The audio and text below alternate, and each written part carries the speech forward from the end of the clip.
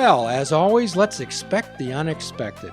And as we walk through life with our eyes wide open rather than our eyes wide shut, we have chance encounters. Remember, there is no luck. We prepare ourselves to succeed by action and effort in the present. And through no circumstances of my own, I ended up in a venue one night and encountered the voice of possibly a generation, an individual who really encompasses our philosophy of fishing without bait, a lifetime without definitive expectations, our desire to assist people in helping themselves and impact their lives and recognize themselves. And today I'm joined by Miss Jasmine Tate. Hello. So, Miss Jasmine, could you share a little bit about yourself before I get into some definitely interesting things I found out about you? Yeah, absolutely. Well, my name is Jasmine Tate, but you already knew that part. I live in Pittsburgh right now, but I was born in Missouri, raised in Columbus, Ohio, went to college in Pittsburgh, which is what brought me here. And went to Robert Morris University, studied corporate communication. Had a desire to work behind the scenes in corporate America, and ended up doing music. Music kind of fell in my lap between my high school years and my college years, and graduated, started doing music full time, ended up moving to Philly for a few years, worked at a church out there as a creative director, built a community of artists, and then just recently moved back to Pittsburgh. Cool. So I'm a singer-songwriter, an artist. What brings you back to Pittsburgh? Good question. I just felt like my time in Philly was up. Felt like it was time to come back to Pittsburgh, kind of as a gestation place, if you will. Feel like there's some things here that are kind of brewing up in me, kind of making space to dream and figure out what the next steps are. That's interesting. When I read what you said, that when you perform, you want people to come alive, and you want their dreams to become alive, and you enjoy telling yours and others' stories. Yes, sir. Yeah, that's probably what I'm the most passionate about as an artist. So I love passion. Here on Fishing Without Bait, what we talk about is people developing internal motivation, and we talk about people developing choices. We talk about people having power words, Jasmine. I am and I choose. So quite often, you're a young lady. I deal with a lot of young ladies as a behavioral health therapist, and unfortunately, young ladies begin to lose their self-concept and self-esteem around the age of 9. Wow. Okay, so that's because of all the nonsense that the media and society place on people to conform and be something so they can participate, something so they can be worthy.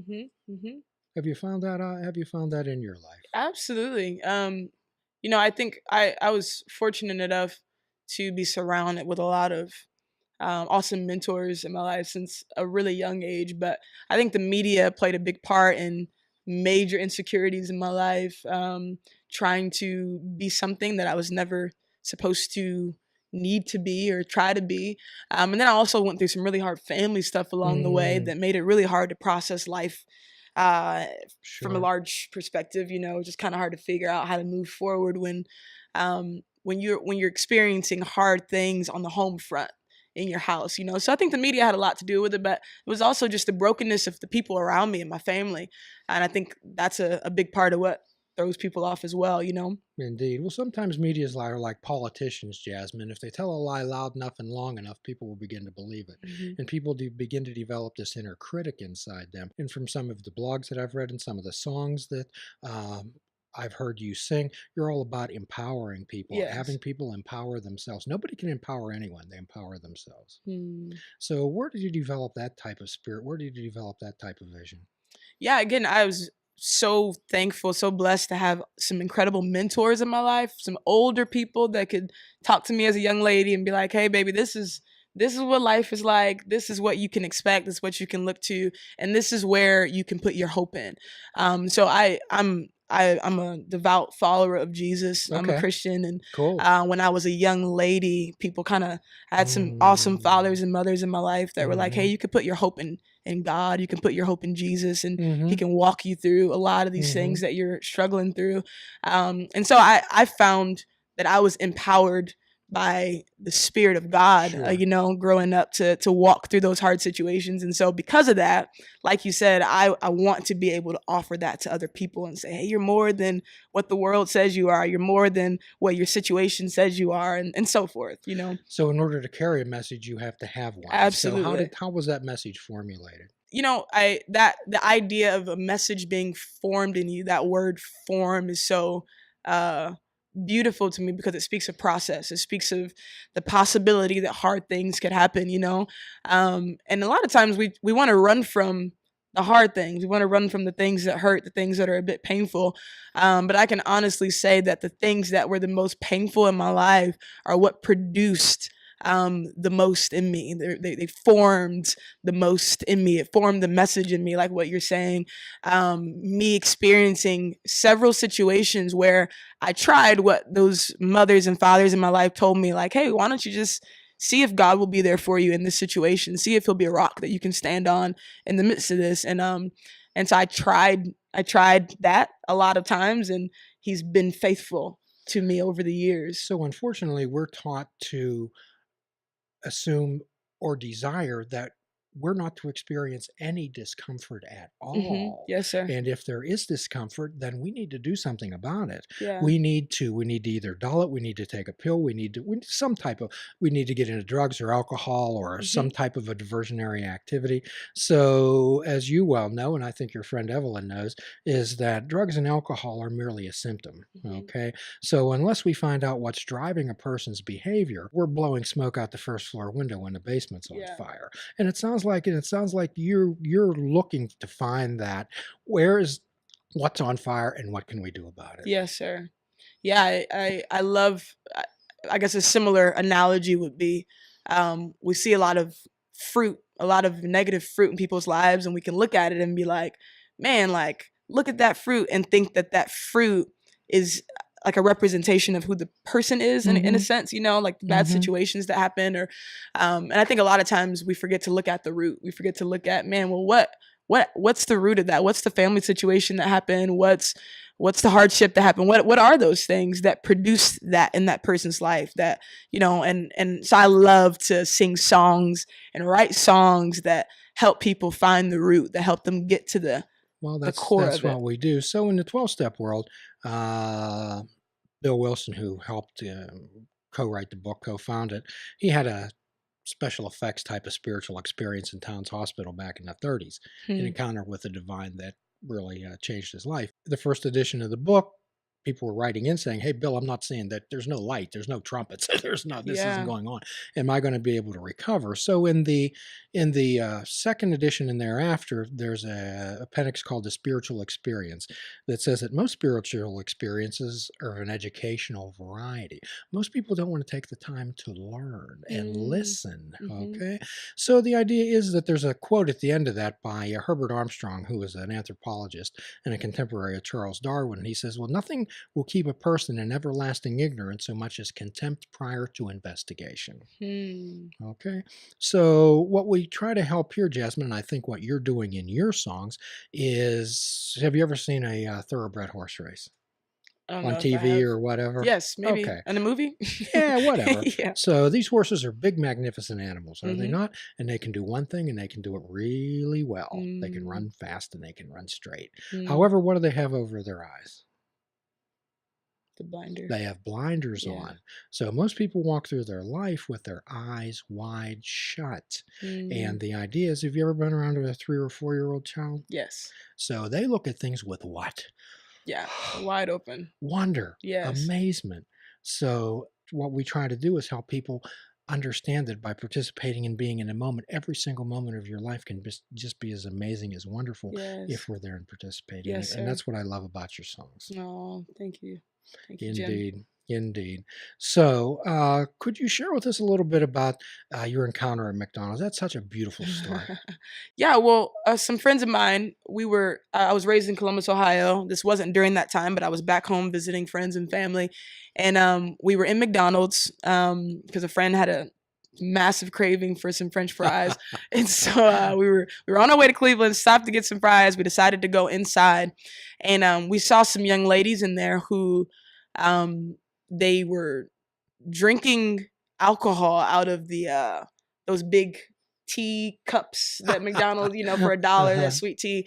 So I guess they had filled it with some alcohol and they were drinking, and we're looking pretty tipsy, looking like they'd had a good amount to drink, and They were altered. they were a little altered.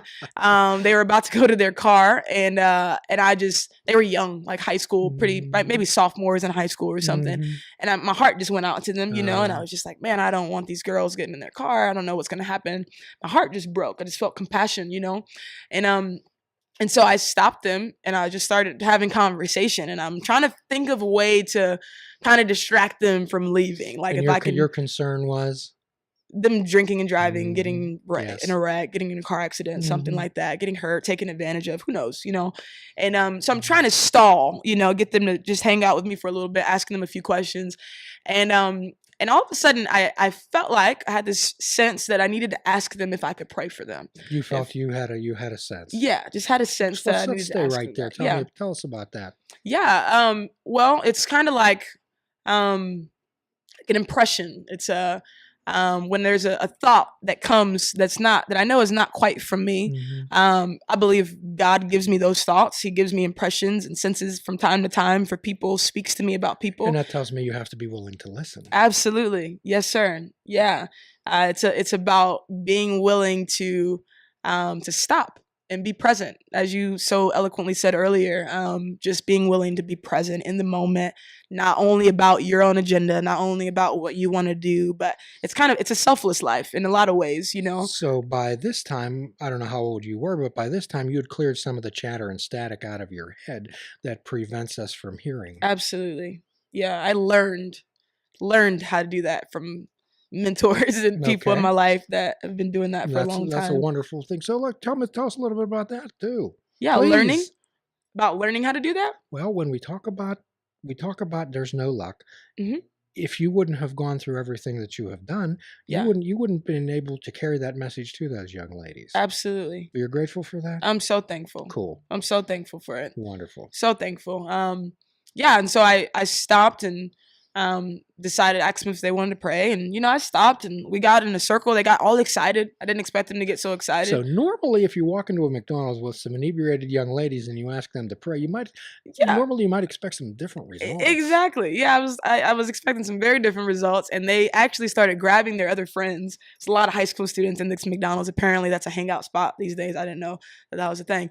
But they grabbed their friends, got around in a circle, and I wasn't expecting it to be this big of a moment. So we grabbed hands. It's me and a couple of my friends, and I just said a real simple prayer, just asking that God would protect them that night, And when I finished praying, one of the young ladies, she was just so thankful, and she was thanking me for what had happened and whatever. And something happened where she ended up asking me about God, if God speaks. If God knows us, if he speaks. And I said, yeah, God absolutely speaks. He loves to speak to us. And she was like, well, how do you know when he's speaking? Just kind of had questions about it. And so I said, well, he's speaking about you right now. And she says, well, tell me what he has to say about me. So I said, oh, okay. And so me and my friends, we kind of just started asking God, what do you have to say about this young lady, God? What's on your heart? What have you been wanting to say? Because you have so many thoughts about her, I know, because you created her. So you have a lot to say, a lot of thoughts about her. And as we asked God, God started giving us insight about this young lady that we could have not known any other way about her life. We didn't know her. You opened up. You're taking the blinders off. And absolutely. Listen. Okay. Yes, sir. Open up and to the Holy Spirit. And as we open up to that, we begin to get divine knowledge, divine revelation about this girl's life. So we're sharing it, and she just starts bawling. She's crying and she's weeping, and she's like, oh my gosh. Well, that means that her soul was arid and dry and it needed water. Yes. Yes, sir. Yeah. And so we got to just love on her. And then her friend was like, well, what does God have to say about me? And so we start asking God what he has to say about this other young lady, and it kind of spreads. And the next person is like, well, what does he have to say about me? And so we continue doing this, and God in his kindness continues to speak. How were you feeling during that time? How did this affect you? Great question. Yeah, it's such a humbling thing. I felt humbled, and I felt the love of God myself. One, that he'd be willing to speak to someone like me about another person. Two, that he would speak to me. So how do you avoid ego? How do you avoid thinking that I'm the message and not the messenger? Absolutely. Well, I believe that anyone who will call on Jesus, anyone who would grow in a relationship with the Lord, with God, I believe that he would speak to anybody who just comes to him and says, hey, what do you think? What do you have to say? And so that belief in itself brings a humility, because I know that it's not something that I can produce in myself. It's not something I can be good enough for. It's not something that I could do enough good things for. It's simply me saying, man, God, I need you. I'm not enough outside of you. I know that if anybody would say that he speaks to them and he wants to connect with them. So let's say 5, 6, 7 years before this, would you have been in a position in your life to share that type of thing with somebody like that? I believe so, but I'm honored in the fact that I grew up in that type of environment. I grew up in that type of culture. Can you also be proud of yourself a bit? What'd you say? Can you also be proud of yourself a bit? Proud of what you did? I'm thankful. I'm thankful that God has brought me to a place where I could listen. So the creator gives people gifts, talents, and abilities. Yes, sir. And it's your responsibility to use them. Yes, sir. And it's okay to be proud of them. So the Bible's Jesus. He was always being questioned by people, right? They were always trying to trip him up. So the scribes, they were Jewish lawyers, is what they were, and they always sent the big shots sent these people to try to trip him up on the law. Like Moses had 520 laws, and they were always trying to find that out. So they did ask him one day. They said, "What are the 2 greatest commandments?" Do you remember what he said? To love your neighbor. Yeah, he said to love the Lord God with your whole heart, your whole soul, and your whole mind, and to love your neighbor as yourself. So what does that tell you? Jesus was saying you can only love someone else in relation to how much you love yourself. Yes, sir. Okay? Yeah. So there's a difference, Jasmine, between arrogance and confidence. Arrogant people, you don't want to be around them. Confident people, you follow. And that's what I hear when I hear you sing. That's what I catch when I read those blogs of yours. Are powerful and amazing, and I urge everyone out there to thank you, Jim. Take advantage of them. Thank you. Please check out our website at fishingwithoutbait.com, where you can listen to the show, comment on our discussions, and find out where you can subscribe to our podcast. If you're interested in flying the colors of Fishing Without Bait, click the shop icon on our website. We have clothing, mugs, cell phone cases, and so much more. Show the world that you fish without bait. This show is a member of the Sorgatron Media Podcast Network. Find out more at sorgatronmedia.com.